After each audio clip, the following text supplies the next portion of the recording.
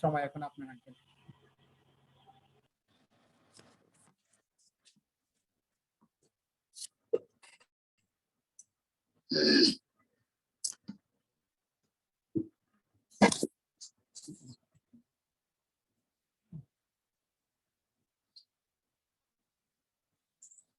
ঠিক আছে, দেখা যায়? হ্যাঁ দেখা যায় আঙ্কেল, আরেকটু উপরে উঠাতে হবে ক্যামেরাটা। হ্যাঁ ঠিক আছে। ঠিক আছে। হ্যাঁ আসলে আমি দুঃখিত, আমি ল্যাপটপে বসি নাই, আমি মোবাইল নিয়ে বসছি। আগে একটু বলে রাখি, তার কারণ হলো আজকে আমার ছুটি। আমি এই সপ্তাহে 4 দিন কাজ করি, 3 দিন আমার ছুটি থাকে, রবি সোম মঙ্গল। কিন্তু এই রবি সোম মঙ্গল যে আমার পরিবর্তে যে এখানে কাজ করে, সে অসুস্থ হয়ে পড়ছে। ইমার্জেন্সি আমাকে আজকে সকালে কাজে আসতে হইলো। তো যেহেতু এটা একটা এই একদিকে কনভেনিয়েন্ট স্টোর, অন্যদিকে গ্যাস স্টেশন, পরে আমি বলছি যে আমার জুমে প্রচার আছে, আমি কোনো অবস্থায় আজকে কাজ করতে পারবো না। তবুও মালিক অনুরোধ করলো যে আপনার উপাসনার সময় আপনি দোকান বন্ধ করে দিবেন। তা আমি এখন দোকান বন্ধ করে দোকানের ভিতরেই আমি বসেছি আর কি। তো আমাদের উপাসনা শেষে আমি আবার দোকান খুলবো। হয়তো আমার মনে একটু চঞ্চল থাকবে, যেভাবে প্রস্তুতি নিয়েছি হয়তো সেভাবে বলতে পারবো না, সেজন্য দুঃখ প্রকাশ করছি। আর আমি বিশ্বাস করি যে আপনাদের প্রার্থনা আছে, আর সেজন্য প্রভু তিনি আমাকে সাহায্য করবেন। আমি আরেকবার প্রভুর ধন্যবাদ করি, প্রভুর গৌরব প্রশংসা করি তার দয়া এবং অনুগ্রহের জন্য। ধন্যবাদ দিই যে প্রভু তিনি এই সুন্দর সুযোগ আমাকে দিয়েছেন যেন আমি তার বাক্যের পরিচর্যা করতে পারি। আমি আপনাদের সকলকে বিশেষভাবে ধন্যবাদ দিই যে মাঝে মাঝে আমাকে আপনারা সুযোগ দিয়ে থাকেন, যদিও আমি ব্যস্ততার কারণে সব জুমে সব সময় যোগ দিতে পারি না, তবু যখন যেখানে সুযোগ হয় সেখানে আসি। আমার পরিচয়ের কথা বলছেন, আমার নাম জেসন মুন্সি, বাংলাদেশে ফরিদপুর জেলাতে আমার বাড়ি। আমি 1976 খ্রিস্টাব্দে প্রভুকে গ্রহণ করেছি আমার জীবনে। তারপর প্রায় 40 বছর আমি পালকীয় কাজ করেছি, পরিচর্যা করেছি। এখন আমেরিকাতে অক্লাহোমাতে আছি, এখানে ওই 3 বছর আমি পালকীয় পরিচর্যা করছি। প্রভু সেভাবে ব্যবহার করছেন। আমার এক স্ত্রী, 2 ছেলে।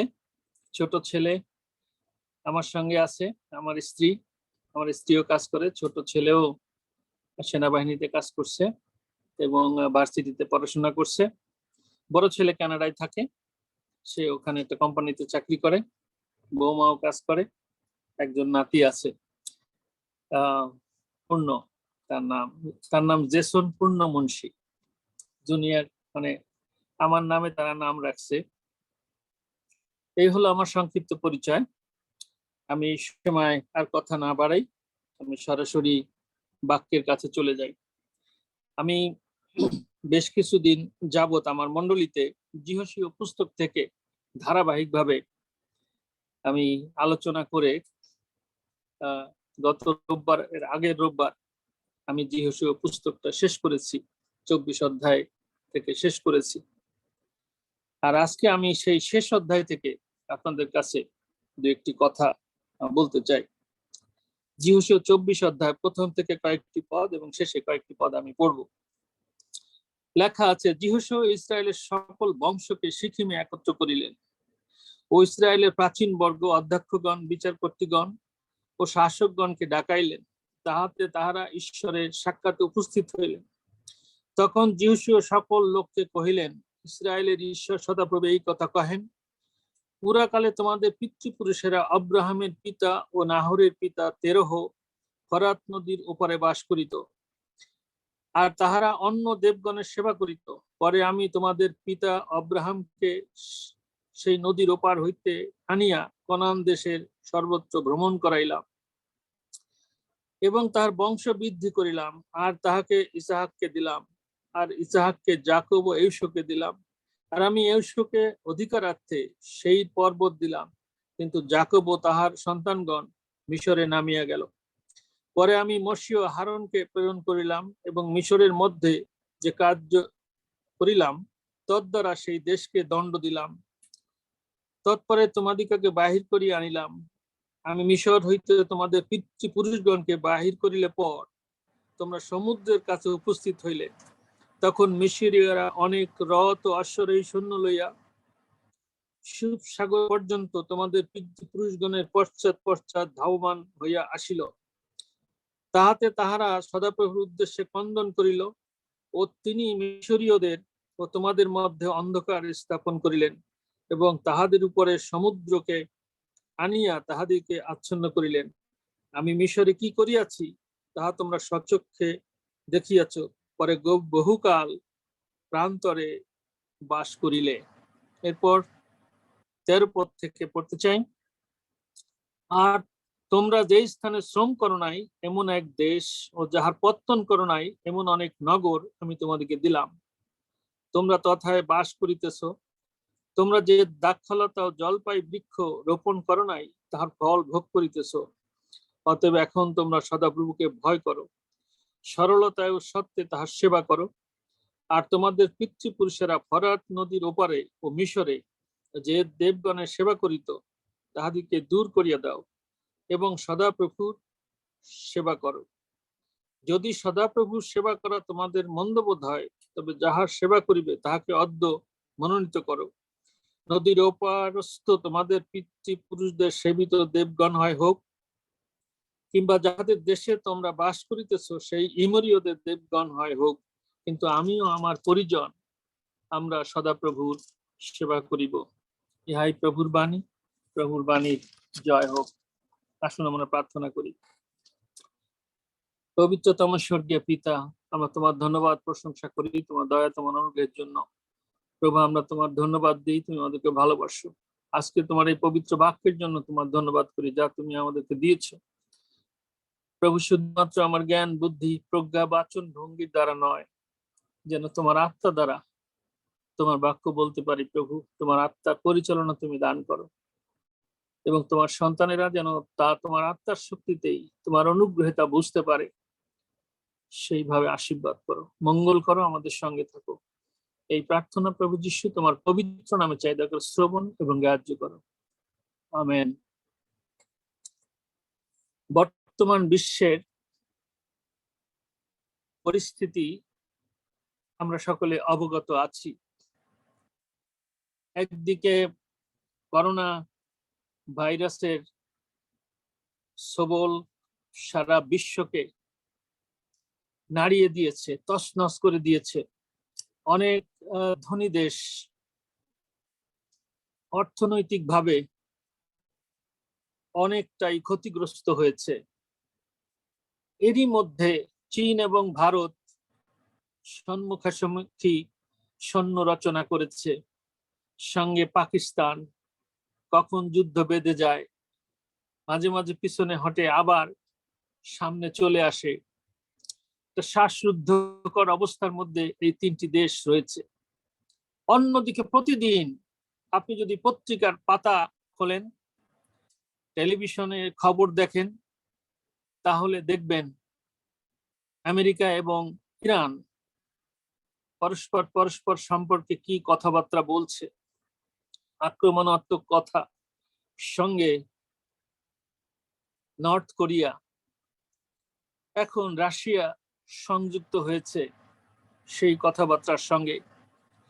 কিন্তু যেটি সবচেয়ে বেশি আলোড়িত করছে, আর সেটি হলো ইসরায়েল এবং ফিলিস্তিনের যুদ্ধ।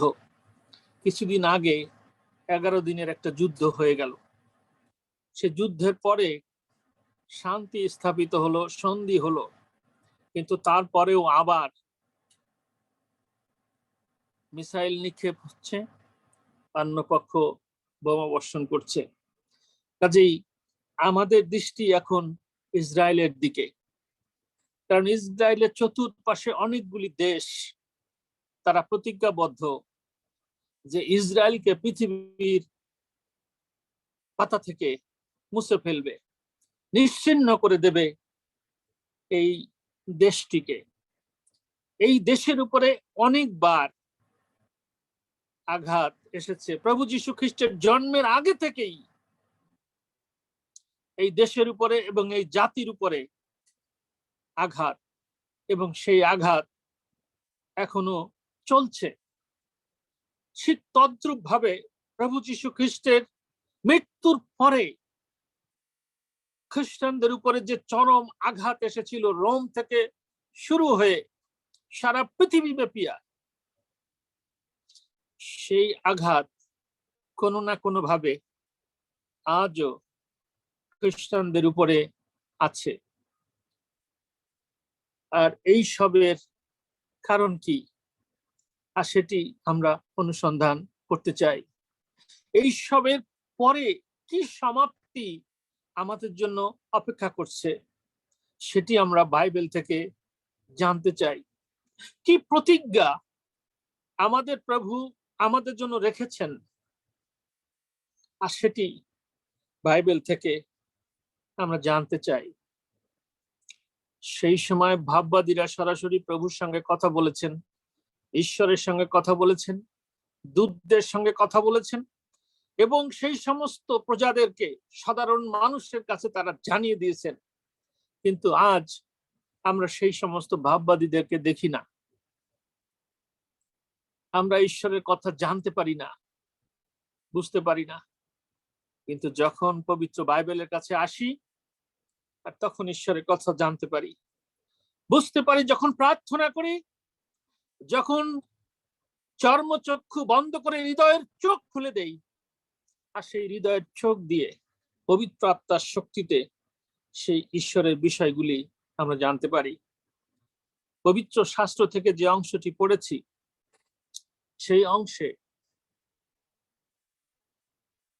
যিহোশীয় যুবক হিসেবে প্রভুর কাছে এসেছিলেন, আর আজ তিনি একেবারে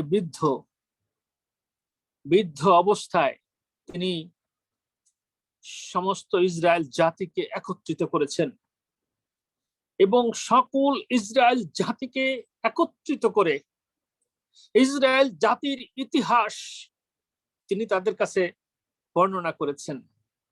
আমি ইতিহাসের সব কিছু পড়ি নাই, যিহোশীয় সমস্ত কিছু বর্ণনা করতে চেষ্টা করেছেন, এবং আমরা যারা খ্রিস্টান কম বেশি আমরা ইসরায়েল জাতির ইতিহাস আমরা জানি। আর সেটি তিনি এই বক্তব্যের মধ্য দিয়ে, বক্তৃতার মধ্য দিয়ে তিনি যেমনি ভাবে ইসরায়েল জাতির কাছে প্রকাশ করেছিলেন, আর এই একবিংশ শতাব্দীতে তিনি আমাদের কাছে আর সেটি বলছেন। আজও তিনি আমাদের সঙ্গে কথা বলছেন। আমরা পড়েছি আব্রাহামকে সেই উর দেশ থেকে, বর্তমান ইরাক, সেই ইরাক থেকে ডেকে আনা হয়েছিল। আব্রাহাম একজন ইরাকি বংশোদ্ভূত, আর সেইখান থেকে তিনি সারাকে সঙ্গে নিয়ে এবং তার ভ্রাতুষ্পুত্রকে নিয়ে তিনি প্যালেস্টাইনে এসেছিলেন। আমরা এই ইতিহাস জানি। এবং তার ছেলে ইসাহাক এবং ইসাহাকের ছেলে যাকব এবং যাকবের ছেলে যোসেফ, যিনি মিশরে নির্বাসিত হয়েছিলেন এবং মিশরের গভর্নর হয়েছিলেন পরে, এবং তিনি এই ৭২ জন আব্রাহামের বংশের লোক সবাইকে তিনি মিশরে নিয়ে গিয়েছিলেন, এবং বিশাল এক জাতিতে রূপান্তরিত হয়েছিল এই আব্রাহামের বংশ। এবং পরবর্তী সময় ৪৩০ বছর পর মসির নেতৃত্বে তারা মিশর থেকে বের হয়ে এসেছিলেন, এটি আমরা জানি। কিন্তু মসি সেই কনান দেশে, সেই প্রতিজ্ঞাত দেশে, সেই দুগ্ধ মধু প্রবাহী দেশে আসতে পারেনি। তার আগে তার মৃত্যু হয়। আর তিনি এই যিহোশূয়ার হাতে দায়িত্ব অর্পণ করে তিনি পরপারে বা স্বর্গে তিনি চলে গিয়েছিলেন। আর এই যিহোশূয়া সেই ব্যক্তি যে 12 জন লোক এই কনান দেশ পর্যবেক্ষণের জন্য এসেছিলেন, সেই 12 জনের একজন। যে 2 জন লোক শুধু বলেছিল সেই দেশ জয় করা সম্ভব, একজন কালেব, তিনি বৃদ্ধ, তিনি মৃত্যুবরণ করেছেন। আর এই যুবক যিহোশূয়া, তিনি আজ বৃদ্ধ, তিনি সেই সময় বলেছিলেন এটি সম্ভব। আর ঈশ্বরের যিহোশূয়ার মধ্য দিয়ে সেটি সম্ভব করেছেন। প্রায় 20 থেকে 25টা জাতির সঙ্গে তারা যুদ্ধ করেছে,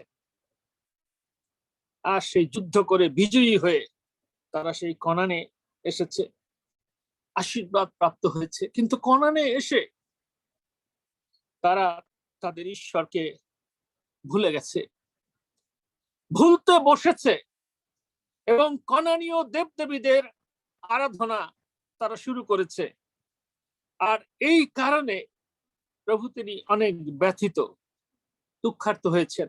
ইসরায়েল জাতি বারবার ঈশ্বর থেকে সরে গিয়েছে, আর বারবার ঈশ্বর দুঃখ পেয়ে তাদেরকে পরজাতীয়দের হাতে সমর্পণ করেছেন, শাস্তি দিয়েছেন। আর এই সময় যিহোশূয়া তাদেরকে বলছেন যে তোমরা এত আশীর্বাদ পেয়েছো, এত অনুগ্রহ পেয়েছো, আর সেই অনুগ্রহের কথা আমি তোমাদের কাছে বলতে চাই। আর সেই অনুগ্রহের কথা, সেই ইতিহাস তিনি তাদের কাছে তুলে ধরেছেন। দ্বিতীয়ত, তিনি তাদের প্রশ্ন করেছেন। ইতিহাস বলা শেষ করে তিনি প্রশ্ন করেছেন যে তোমরা আজকে স্থির করো, তোমাদের মন স্থির করো, তোমরা কি এই দেশের দেবদেবীদের আরাধনা করবে, অথবা তোমাদের পূর্বপুরুষ সেই ইরাকিরা যে দেবদেবীদের পূজা করত সেই সব দেবদেবীদের পূজা করবে, অথবা অন্য কোন দেশের দেবদেবীদের পূজা করবে। কিন্তু আমি এবং আমার পরিবার, আমরা সদাপ্রভুর সেবা করব। যিহোশূয়া সেই জাতিকে সুযোগ দিয়েছিলেন। তিনি বলেছিলেন আজকে স্থির করো, তোমরা কার আরাধনা করবে। আর সেই দিন সমস্ত জাতি যিহোশূয়ার সামনে বলেছিল আমরা সদাপ্রভুর আরাধনা করব। যদি আমরা প্রেরিতদের কার্য বিবরণী পড়তাম,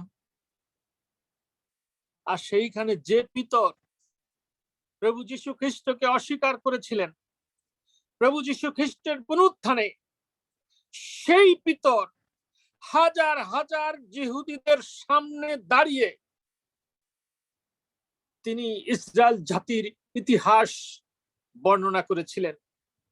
যদি প্রেরিতদের কার্য বিবরণী 2 অধ্যায় পড়েন, আর তাহলে দেখবেন পিতর তার বক্তৃতায় ইসরায়েল জাতির ইতিহাস তিনি তুলে ধরেছেন। আর সেই ইতিহাস তুলে ধরে তিনি প্রভু যীশু খ্রিস্টের জীবন কাহিনী বলেছেন, এবং সেই জীবন কাহিনী বলার পরে তিনি বলেছেন তোমরাই সেই প্রতাপের প্রভুকে ক্রুশে দিয়েছ। আজকে তোমরা স্থির করো তোমরা কি করবে।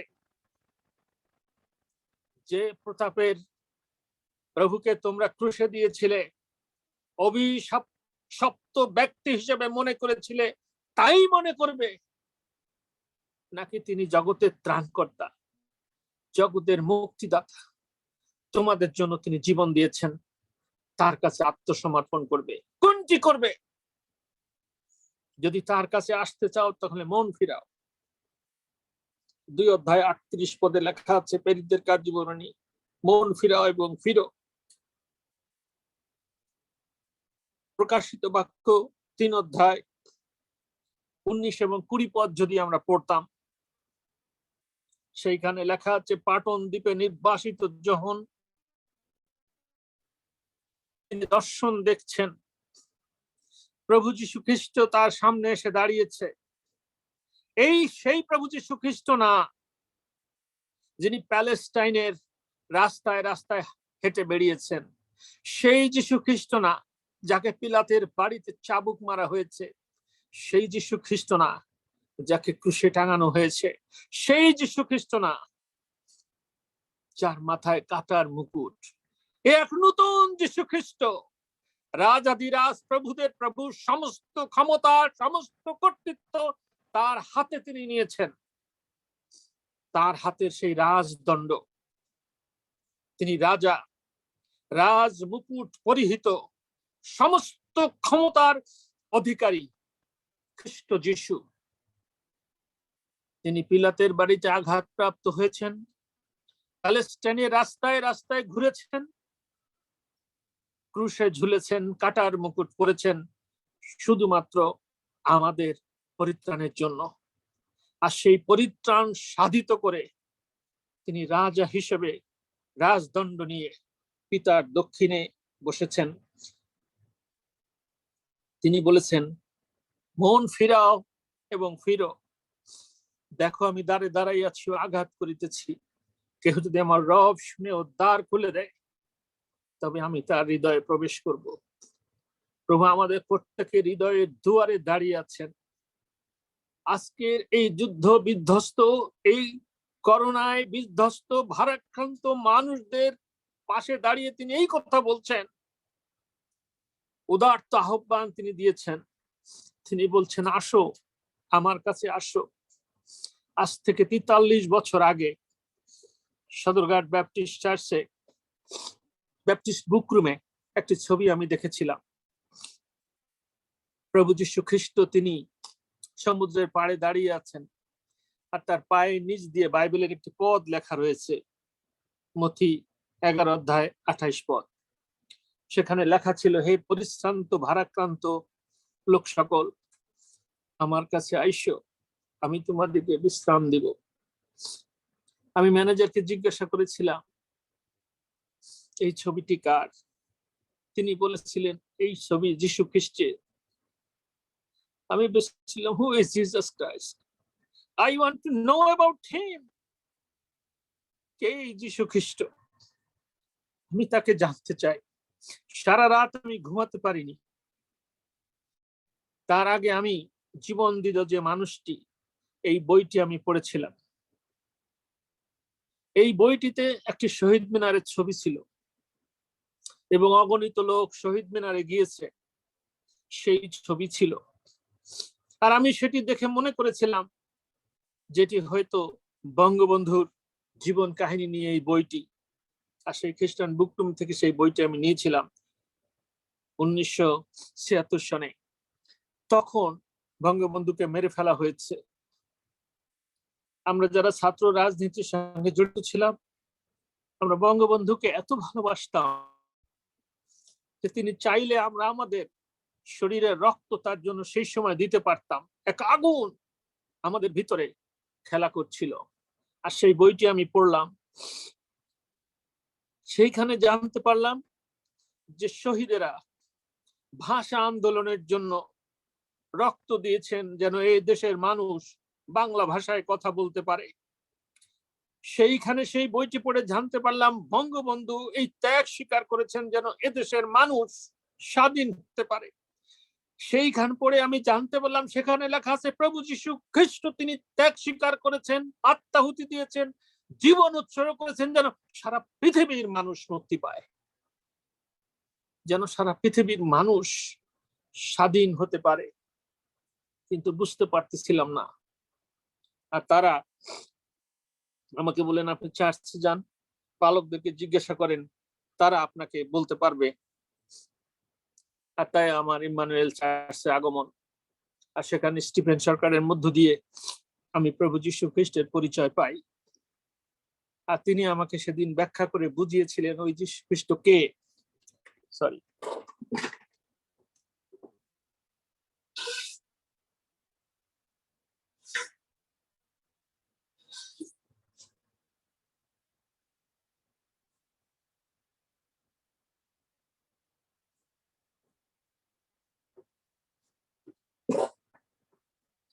এবং তিনি আমাকে সেদিন শিখিয়েছিলেন যে ঈশ্বর মানুষকে ভালোবাসে, এবং তিনি আমাকে সেদিন এই পথটি শিখিয়েছিলেন যে যীশু খ্রিস্ট তোমার হৃদয়ের দুয়ারে দাঁড়ায় আছে, তুমি তাকে আহ্বান করলে তিনি তোমার জীবনে আসবে।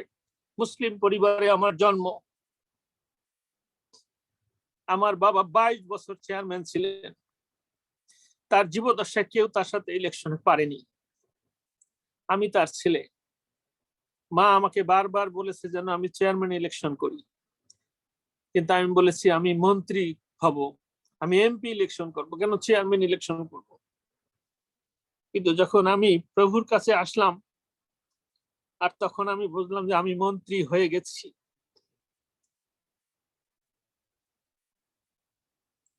প্রভু তার ধর্ম মন্ত্রণালয়ের দায়িত্ব আমাদেরকে দিয়েছেন, আমরা মিনিস্টার। আমরা যারা প্রভুর পক্ষে কার্যকরী সকলে আমরা মিনিস্টার, সকলে। আর সেই দিন এই মিনিস্টার হওয়ার জন্য একটা নতুন মানুষ প্রয়োজন ছিল।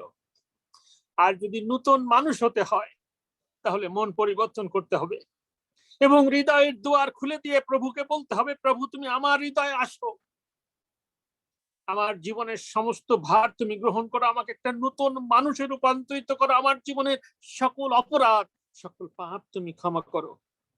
আমাকে সেদিন প্রভু সকল পাপ ক্ষমা করে কোলে তুলে নিয়েছিলেন। আর আজ তিনি সারা বিশ্বব্যাপী তার বাক্যের পরিচর্যা করার সুযোগ তিনি দিয়েছেন। আমাদের অনেককেই সুযোগ প্রভু তিনি দিয়েছেন, অনেককে তার মন্ত্রণালয়ের মিনিস্টার আমাদেরকে তিনি করেছেন। তিনি আমাদের প্রভু, তিনি আমাদের প্রধানমন্ত্রী, তিনি আমাদের ত্রাণকর্তা, তিনি আমাদের মুক্তিদাতা। যিশু বললেন স্থির করো কি করবে। সমস্ত জনগণ তারা চিৎকার করে বলে উঠল, আমরা সদাপ্রভুর আরাধনা করব। যিশু বললেন শুধু তাই নয়, প্রতিজ্ঞা করেই হবে না, তোমাদের মধ্যে পাপ আছে, তোমাদের মধ্যে দেবদেবী আছে, যদি তার আরাধনা করতে চাও সেগুলোকে অপসারণ করতে হবে।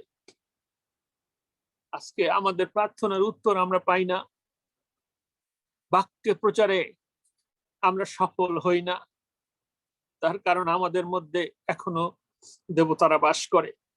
অহংকারের দেবতা, পাপের দেবতা, পূজারীর দেবতা, হিংসার দেবতা, লোভের দেবতা, ব্যভিচারের দেবতা, অনেক কিছু আমাদেরকে চতুর্পাশ থেকে আক্রমণ করে। আর সেগুলির কাছে আমরা পরাজিত হই। আর সেগুলির কাছে যখন আমরা পরাজিত হই, আর তখন আমরা সফল হই না, আমাদের প্রার্থনার উত্তর আমরা পাই না। আসুন সকল দেবতা ফেলে দিয়ে শুধুমাত্র প্রভুর চরণে আমরা সমর্পিত হই। তৃতীয় এবং শেষ যে বিষয়টি আমি বলতে চাই, আর সেটি হলো আশীর্বাদের দেশে বাস করা।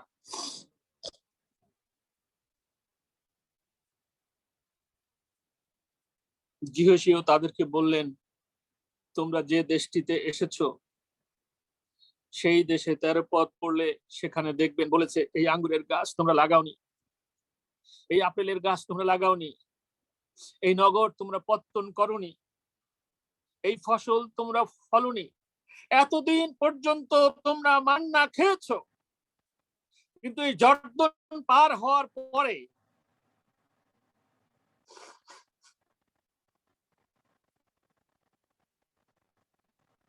যখন তোমরা এই দেশে প্রথম পদার্পণ করেছো, তখন এই পক্ক শস্য তোমরা পেয়েছো খেতে, আঙ্গুর পেয়েছো, ডুমুর বৃক্ষ পেয়েছো, সমস্ত কিছু তোমাদের জন্য প্রস্তুত। আর এটি তোমরা পেয়েছো যার জন্য তোমরা কোনো শ্রম করো নাই। এই আশীর্বাদের দেশ ঈশ্বর তোমাদেরকে দিয়েছেন। এই জাগতিক আশীর্বাদের দেশ একদিন ধ্বংস হয়ে যাবে, কিন্তু ঈশ্বর আমাদের জন্য আসল যে আশীর্বাদের দেশ রেখেছেন, সেই আশীর্বাদের দেশের আঙ্গুর কখনো শেষ হবে না, ডুমুর বৃক্ষ কখনো শেষ হবে না, যুদ্ধে সেটি বিধ্বস্ত হবে না, সেখানে বোমা পড়বে না, সেখানে মিসাইলের আঘাত আসবে না, সেখানে শত্রু জাঙ্গাল বাঁধিতে পারিবে না। আমরা কি সেই আশীর্বাদের দেশে যেতে চাই? যখন 14 অধ্যায় থেকে 3 পদ যদি আমরা পড়তাম, আর সেইখানে প্রভু তিনি বলেছেন, তোমাদের হৃদয় উদ্বিগ্ন না হোক, আমাতে বিশ্বাস করো, পিতাতেও বিশ্বাস করো। আমার পিতার বাটিতে অনেক বাসস্থান আছে, যদি না থাকি তো তোমাদেরকে বলিতাম, কেননা আমি তোমাদের জন্য স্থান প্রস্তুত করতে যাইতেছি। আর আমি যখন যাই তখন পুনর্বার আসিব এবং আমার কাছে তোমাকে লইয়া যাইব, যেন আমি যেখানে থাকি তোমরাও সেখানে থাকো। যতগুলি ধর্মগ্রন্থ আছে, আমি কোন ধর্মকে ছোট করতে চাই না। আমি সমস্ত ধর্মগ্রন্থকে শ্রদ্ধা রেখে এই কথা বলতে চাই।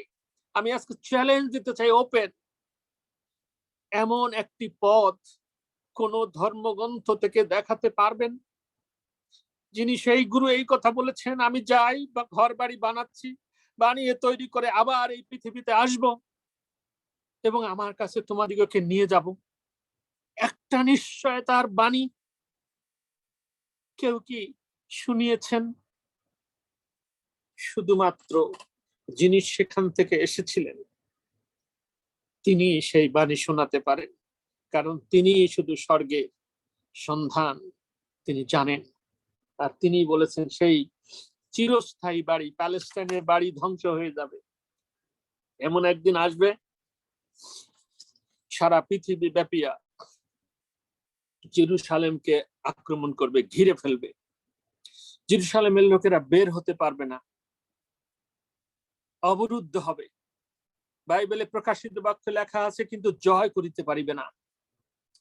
আর সেই সময় প্রভুর আগমন হবে, আর প্রভু সে মৃত্যু ব্যক্তিরা তারা কবর থেকে উঠে আসবে, জীবন্ত রূপান্তরিত হয়ে যাবে।